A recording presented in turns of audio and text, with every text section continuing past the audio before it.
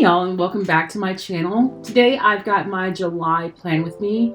I had a lot of fun filming this and it wasn't nearly as difficult as I thought it would be, so I'll try to do these more often. However, first we're going to take a look at my theme for June, which was Pride Month. For my cover page, I drew the LGBTQIA+ ally flag. I never knew the community had a flag simply for allies, so I thought this was really cool. When I showed it to my husband, I was like, I don't know what the triangle stands for. And he was like, babe, that's an A for ally. I felt so stupid for that one. I always love Pride Month themes because they're so lively and full of color. Plus the month just radiates love and positivity. Not only do I celebrate Pride Month, I also celebrate Loving Day and Juneteenth. Loving Day is the anniversary of the Supreme Court case Loving versus Virginia, which struck down all anti-miscegenation laws in the country that forbid interracial marriage. As we're an interracial couple, my husband and I celebrate this every year because without Mildred and Richard Loving's brave fight, we and other interracial couples like us would never have been able to marry. Juneteenth is the day African Americans celebrate the end of slavery, and thankfully, President Biden recently signed it into law, making it a federal holiday. Last but not least, June is my husband's birthday month. So basically, June is nothing but celebrations. For my July theme, I wanted to do something rather simple. I'm not an artist by any stretch of the imagination, so drawing and doodling is rather difficult for me. Leaves and plants are pretty easy to draw though, and they would give me many opportunities for doodling in this spread. Even though springtime is the most representative of flowers and greenery, here in Virginia, I feel like June and July are the months when all the trees and bushes are at their most vibrant green.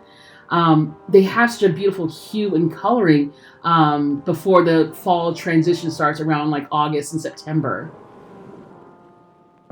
It's funny that I'm going for a plants and leaves theme because I absolutely suck at keeping plants alive.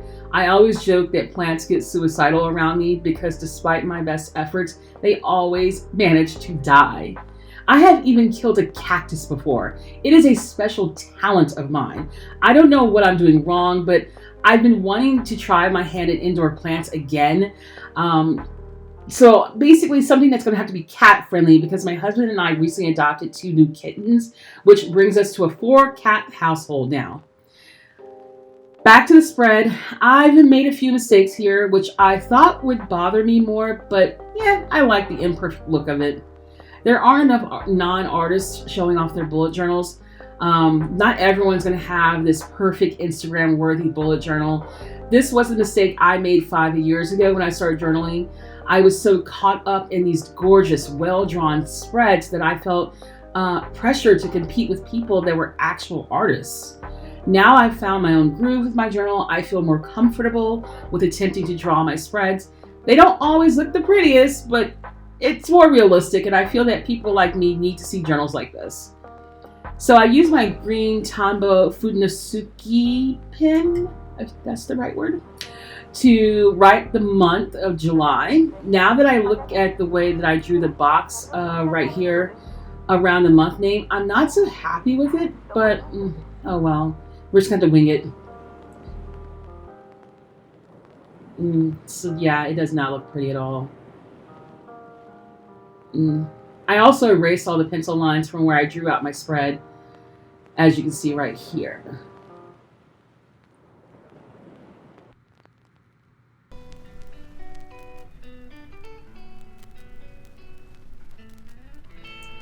Here I used my gold Faber-Castell marker to do an outline around the page, and I thought this looked really pretty and just made the page look complete for me.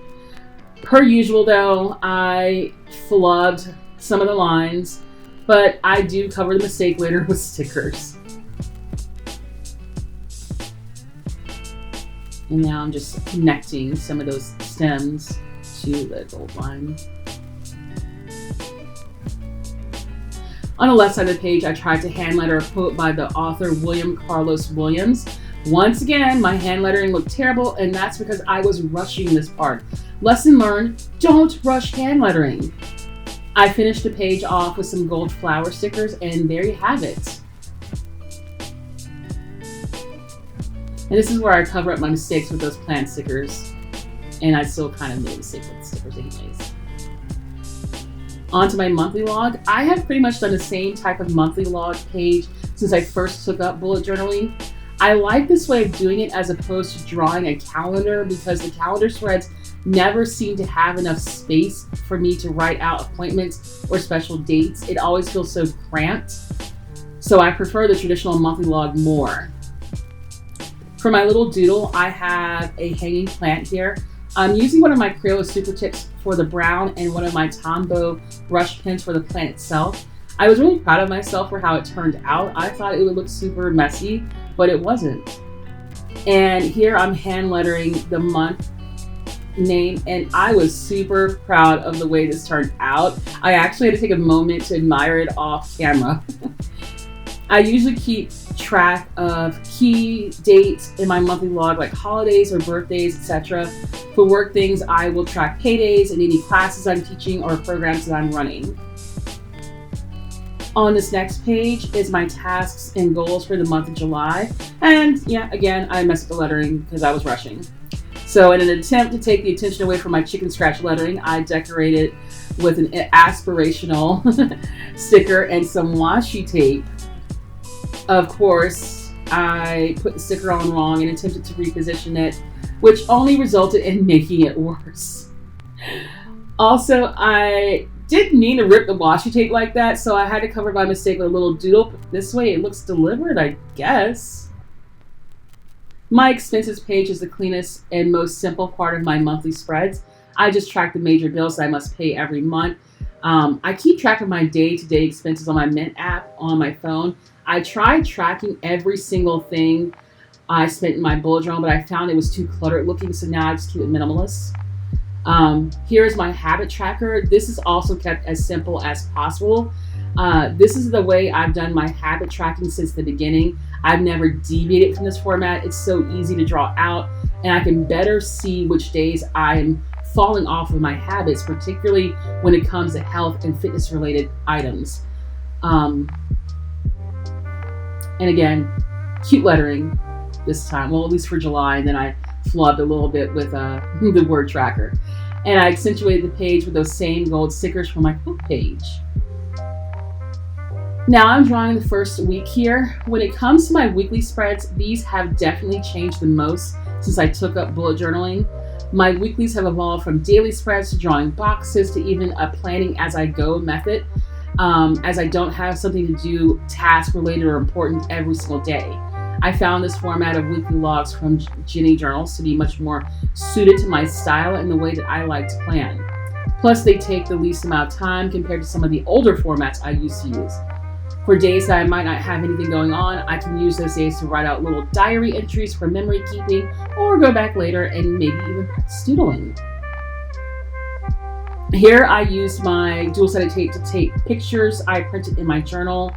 Every month I search for photos that are relevant to my theme. I find the majority of my pictures like this from Pinterest, and then I arrange them in Microsoft Word and print them out on glossy photo paper.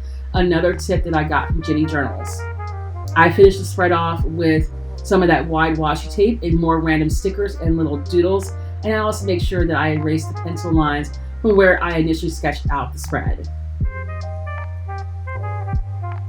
That was kind of cute. And there you have it, my July spread. Again, it's not the most artistic spread out there, but it works for me. I'm trying to showcase what a non-artist bullet journal may look like in the hopes of encouraging other people like me. You know, people with no artistic skills whatsoever. So if you like this video, give it a thumbs up, please subscribe, and I will see y'all on the next one. Bye!